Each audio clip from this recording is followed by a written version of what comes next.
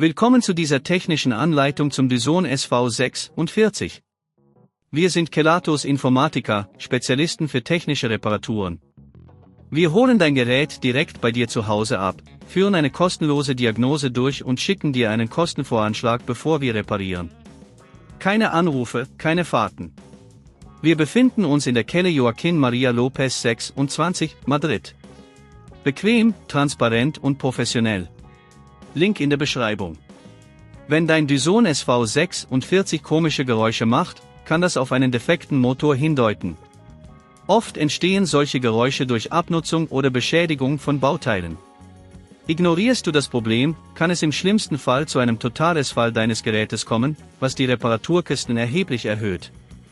Für diese Reparatur benötigst du einen Kreuzschlitzschraubendreher, einen Torx-Schraubendreher, einen kleinen Schraubenzieher, einen neuen Motor und eventuell etwas Isolierband. Um sicher zu öffnen, beginne damit, den Handgriff des Dyson SV46 zu entfernen.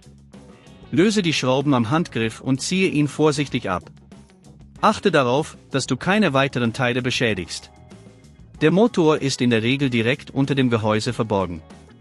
Du kannst ihn finden, indem du die Abdeckung des Gerätes abnimmst. Dazu musst du die Schrauben an der Unterseite des Gerätes lösen. Schalte das Gerät unbedingt vorher aus und trenne es vom Stromnetz. Wenn du die Abdeckung entfernt hast, siehst du den Motor.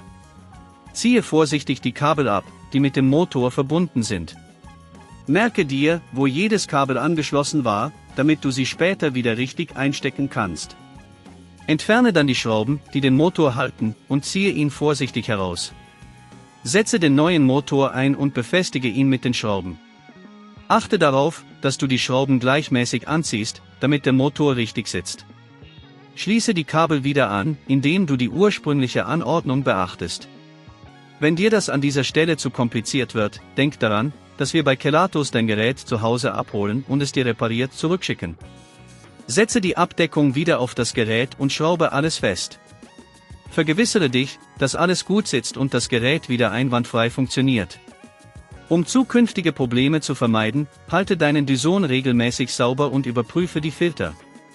Achte darauf, dass der Motor nicht überhitzt, indem du das Gerät nicht über längere Zeit in Betrieb hältst. Wenn du kein Risiko eingehen willst, bei Kelatos holen wir dein Gerät ab, reparieren es und liefern es dir nach Hause, in der ganzen Schweiz. Link in der Beschreibung.